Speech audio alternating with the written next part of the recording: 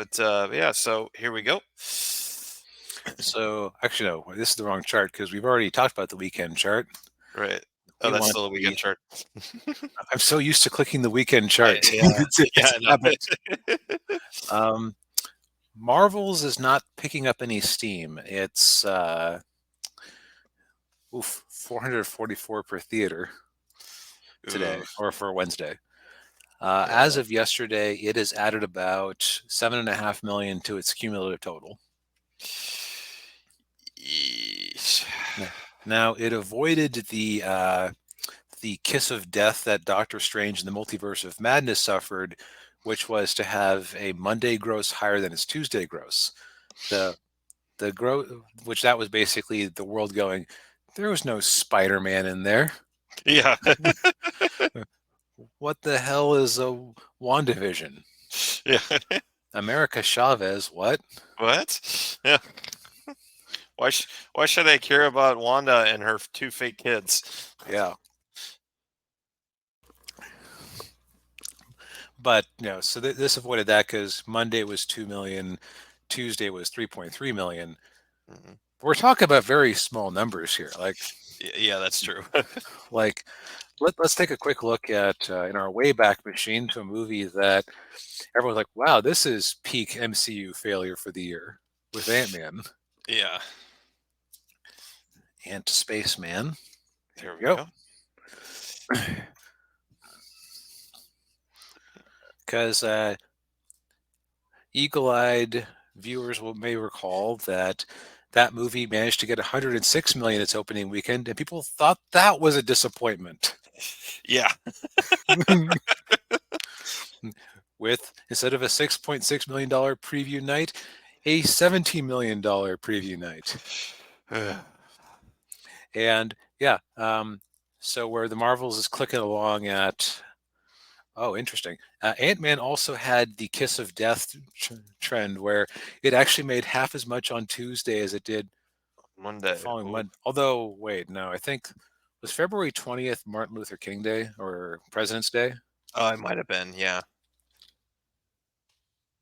Day 2023. Yeah, okay. Monday, February 20th. So that, never mind. That isn't as distinctive. Okay. So if we ignore that number, it's basically doing a little less than half of what Ant-Man was doing day to day its first week, Right. Yeah. which tracks, but because it's a little bit less than half of its opening box office. Right. Yeah. Yeah. And and also a third of its preview night.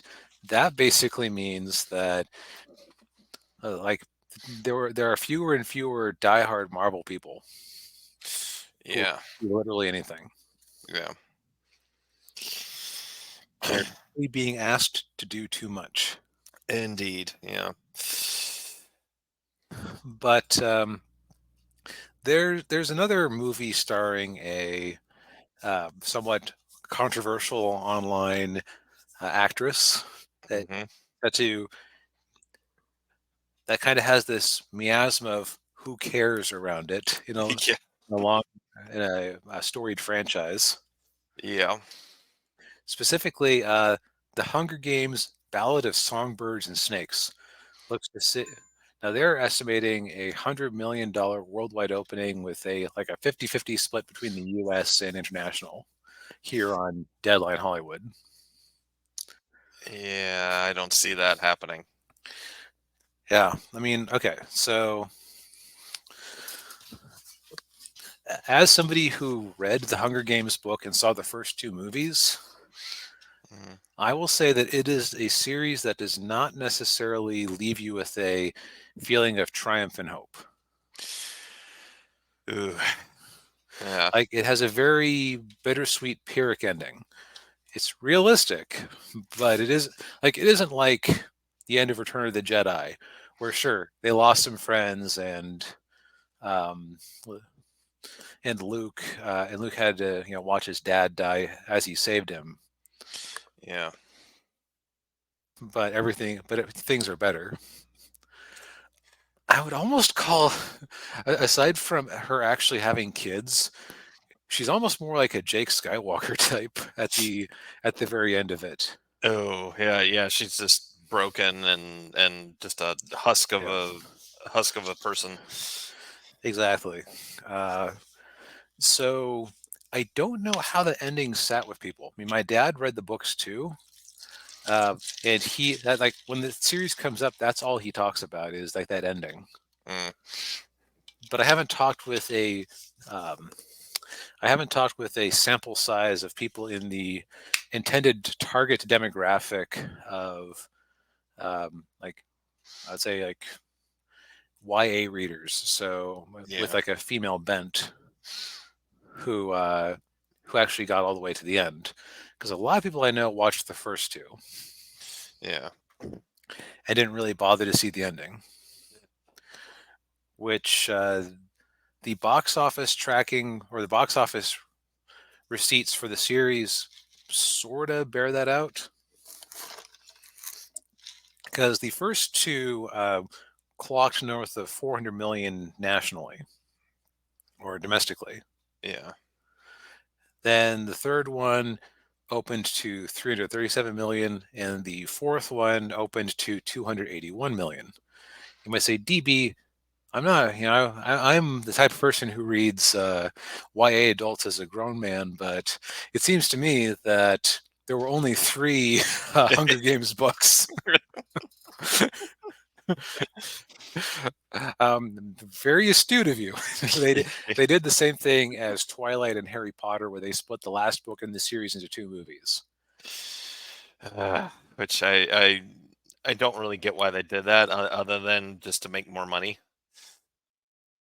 From my understanding, Harry Potter was long enough to justify it. Mm, I think I did ultimately end up seeing both of those Twilight movies as a just with the riff tracks for entertainment purposes. yeah, I don't. There. I mean, the Twilight movies didn't really have a plot to start with that's true. in the conventional sense, so that was just a money grab. Yeah, From what I recall of book three, they're not especially long books. Let's find out. Hunger Games 3 word count. Yeah. Okay, so wordcounttool.com. hmm. Come on.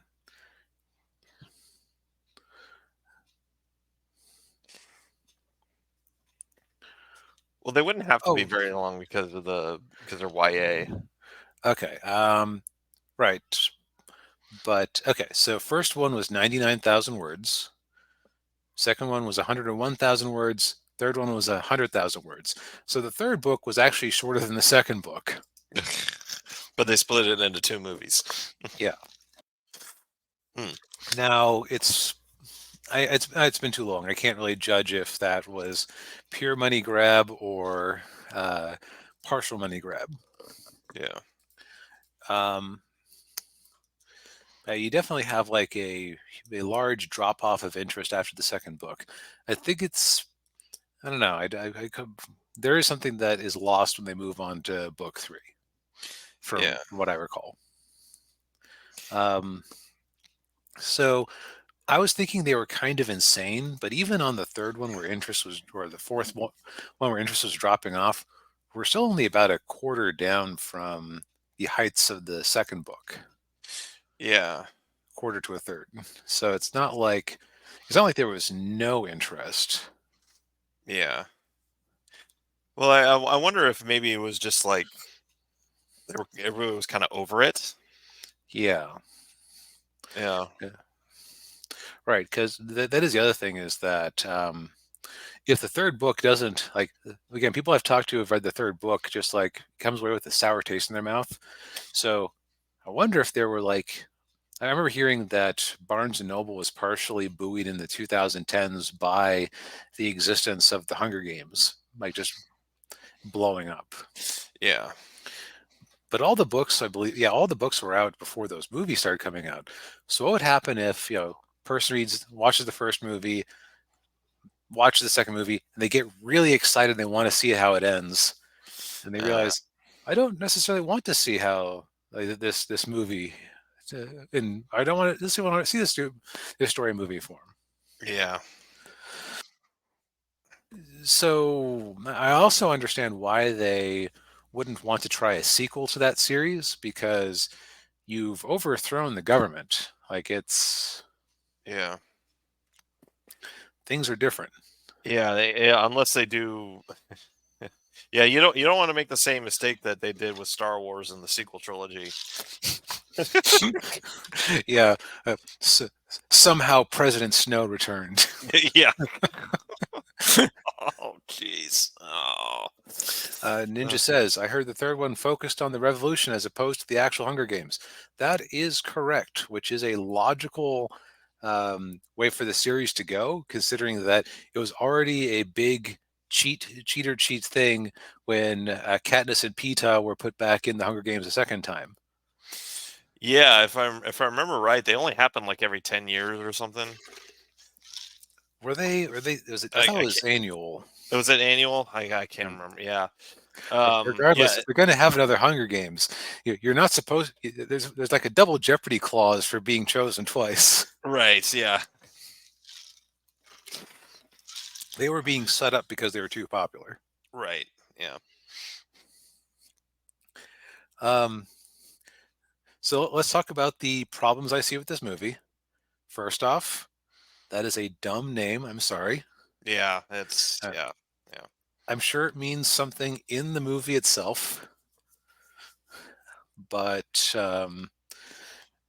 maybe you watch and go, "Oh, songbirds and snakes," because the so, there's a bunch of snakes in the government, and the songbirds are like the mockingjays, and Yeah. you know what I mean. Just like Right. Yeah. Yeah. uh, It's yeah, I'm it's sure it's too big brain for us mere mortals. yeah, indeed.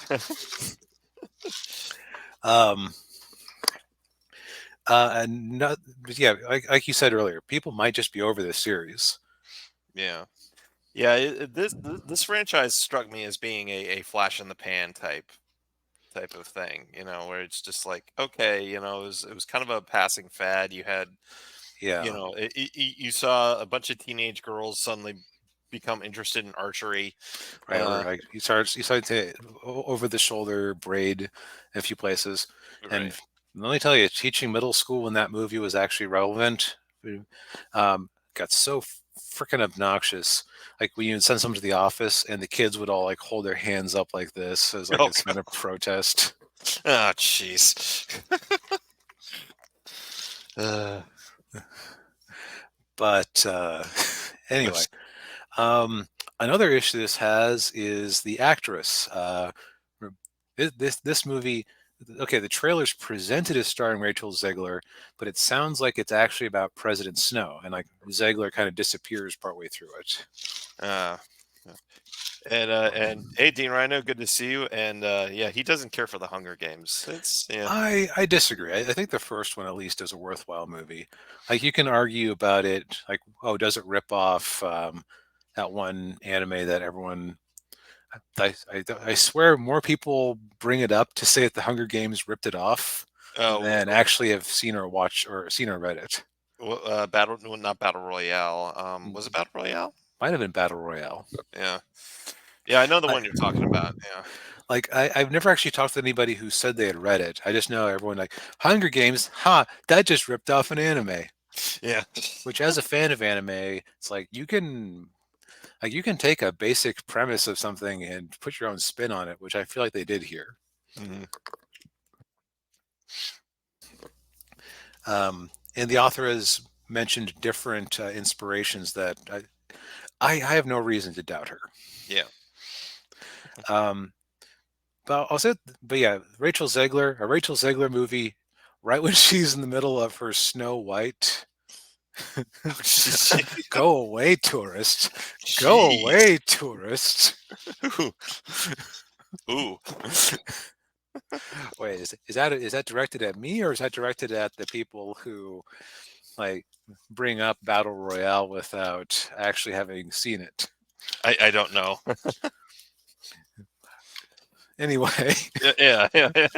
anyway, so a Rachel Zegler movie launching just as she has got on everybody's S list Yeah, oh, yeah.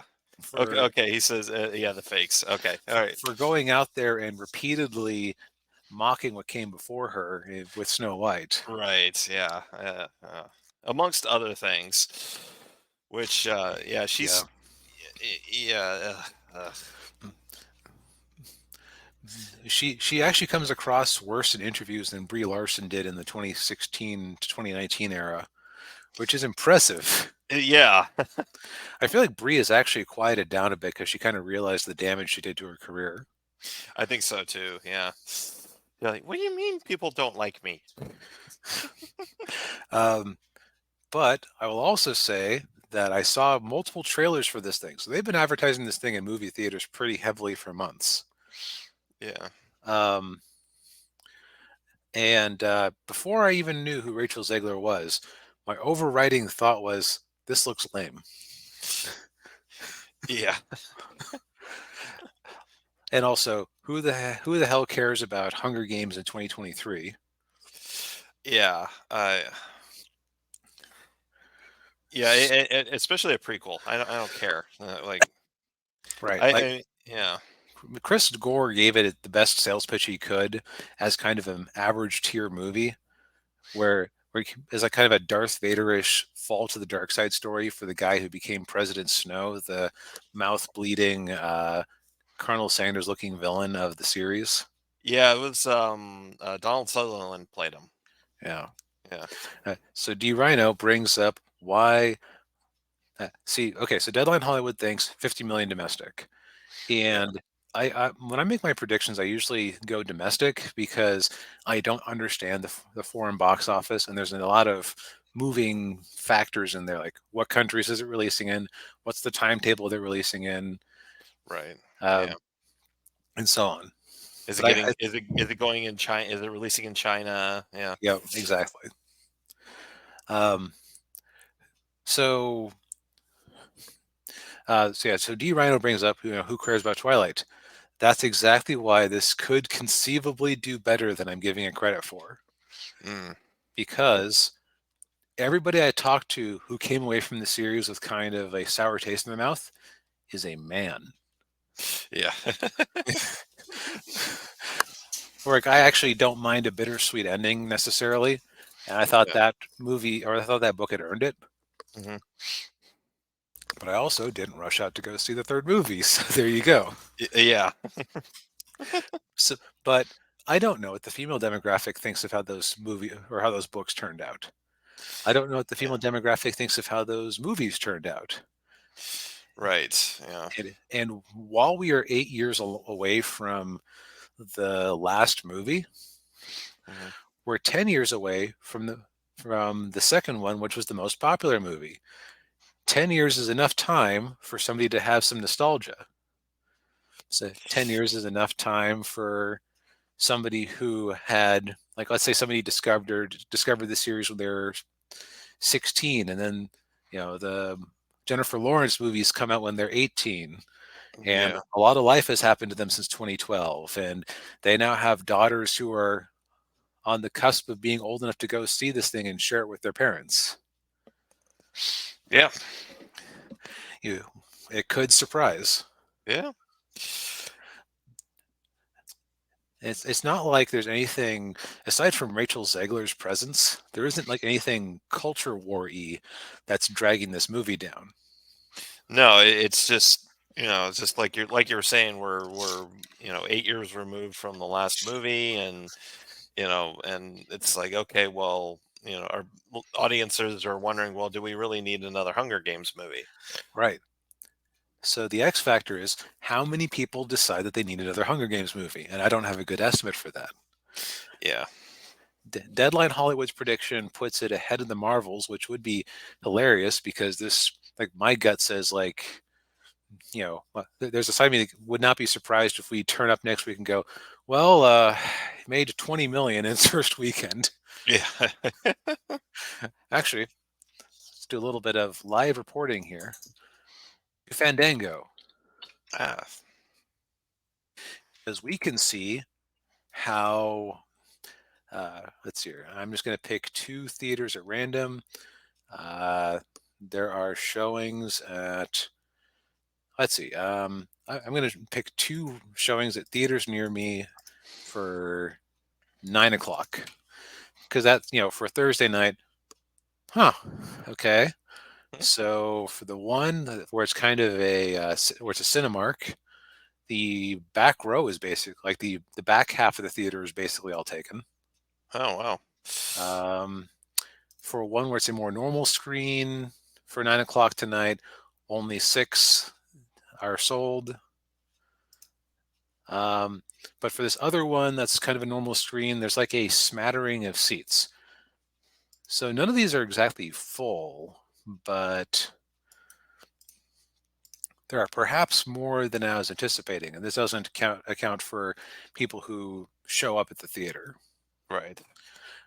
There is one at the theater nearest me that has 0 tickets sold for the 9 o'clock showing. So that's kind of a random smattering of tickets. So that, like, who knows? I think before the show we were talking about it, and I came down to my prediction of a $30 million opening weekend. Right. But if I've undercounted it, then what I have done is I have been in a bubble of mostly men's sci-fi interest. Yeah.